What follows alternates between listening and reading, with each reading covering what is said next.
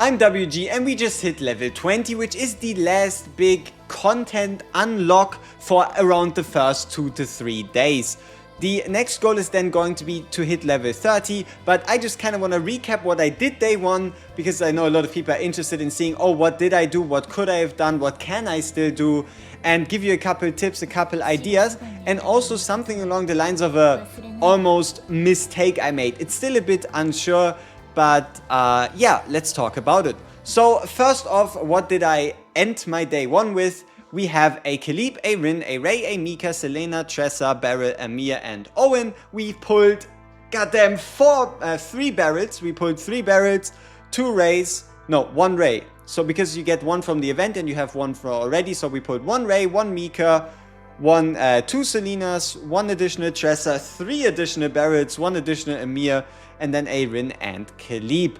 The important part here is Khalib is a very, very recent pickup, as in I just got her. My overall total summon amount equals to having done 60 pulls on the combat rescue and having done 50 pulls on the premium banner. That is how many pulls I've done, and as you can see, we're pretty much broke on resources right now. Now, how did we get here? What are the kind of things you want to do? So first off, always follow this guidebook.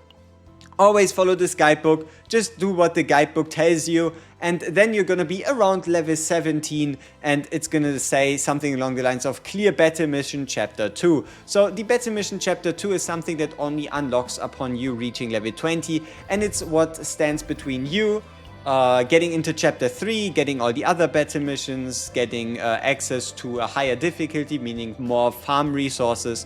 So let's talk about where you get this experience. So one of the major sources that wasn't there during the limited playtest definitely has to be not the shop. Come on, Haru's... I swear I'm not clicking on a shop right now. It says trauma code. Scam. There we go. Has to be Haru's event story. So Haru's event story, as you can see, we've finished the trauma code section. You're going to learn about her and her trauma and how it came to be. It's really well done, and you're going to need around level 20 units if you want to beat these chapters. I would highly recommend playing these by using Anchor Girl instead of swapping her out. She just makes this fight that much easier. So as you can see, we've cleared every single one of these stages. The battle stages and the story stages and everything else also gives these coordinates of records, which is your character experience. So make sure you clear this one out. And then there's something that I did that I could have done differently, and that is when you start this out and you go into the policy office, you get to your Arc City, you get around 5 policies that you'll be able to do. And then you have 2 choices. You go into Nono's shop and you either do what I did, and that is spend 30 on buying 3 research nodes, or what you probably should have done, or I should have done, if you want to be maximizing your efficiency, is buying this special security code. If you buy this special security code, what you can unlock is another story that is exactly like Haru's, with all these event stages, with all these rewards, with the upgrade materials, and most importantly with the experience, just for Renoa. So you can spend the 20 of your 30 to get that key. It's going to give you extra experience, and that means you need to spend less experience on the main way to get it, which we'll talk about in a second. Though the drawback is the fact that you probably won't be able to get this advanced policy to the maximum level. Now, why did I upgrade the advanced policy to the maximum level? That is because during the limited playtest, we obviously don't have it confirmed yet, during the limited playtest, when daily reset hits for your account, all your policies get filled up back to the maximum, meaning a higher policy level or a higher policy maximum means more policies, means more resources, means more researchers, means then also shorter policies. So it's kind of like a snowball system, you could say, in that, for example, right here, we have a maximum of 8 policies. Out of these 8 policies, we're probably going to get 80 of these tickets. These 80 of the tickets we can again put into 8 research nodes, and these 8 research nodes we could then use to work our way towards this right here. This is where it gets interesting, because it reduces the time it takes for you to regenerate policies, meaning you get more resources and you'll be able to research the whole tree faster. There is some pretty useful stuff in this tree. You can look through it for yourself, but we're still early on and you just want to get as much as possible. So that was like my thought process behind getting these upgrades. But yeah, that's pretty much that. Let's talk about the main way of getting experience, and that is through using your stamina. You are going to have 8 through in-game events, through leveling up, and through the mail. You're going to start with 8, and it took me 6. 6 is what it took me to go from level 17 to level 20, and that is where we are right now. What did I do with that? That is, you're going to just go into the simulation and you either let it play on auto or you play it yourself. My main focus here was going to be growth for the combat level up materials, and preferably going for my hard carry, in that case Rin. So I found a bunch of combat promotion materials striker, as well as combat promotion materials controller. If you don't know what to go for, controller is always a safe pick. You're always gonna want to run a support no matter what. The same is also true for partners. So I ran partner promotion materials for my striker and partner promotion materials for my controller.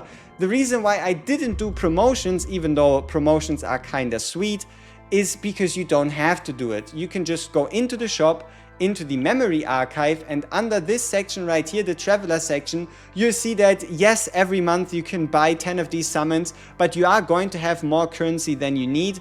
And what I would probably use these for, and also already have used them for, is to just buy these void potential stones, or in general the potential stones, so that when I hit the level cap, which I do believe I did, I think I can show it to you now. Let's see, we obviously need to turn 1 into 5. Okay, we need to do the promotion, but see, this is the reason why we pre-found, right? We have the promotion materials on hand here. You can see the 15, we can fully level her up to 30. Same would obviously be true for the combatant, and now we actually need to buy an additional one.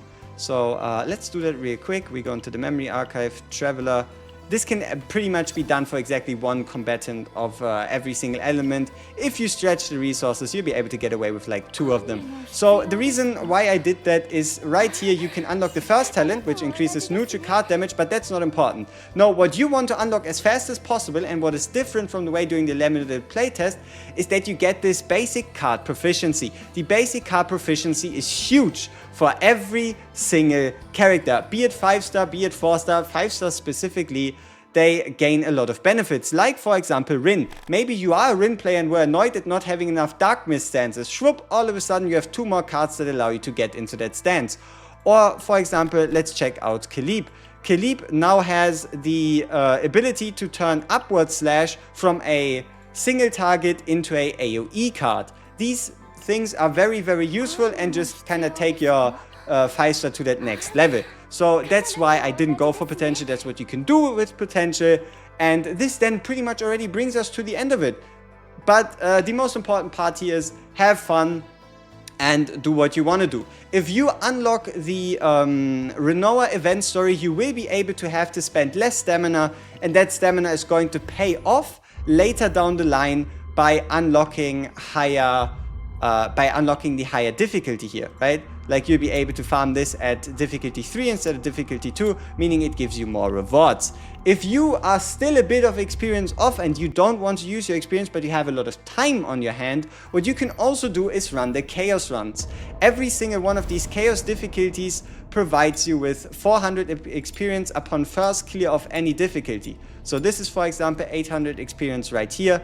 And then the Twin Star Shadow Planet, for example, has a whole 2400 should I clear every difficulty.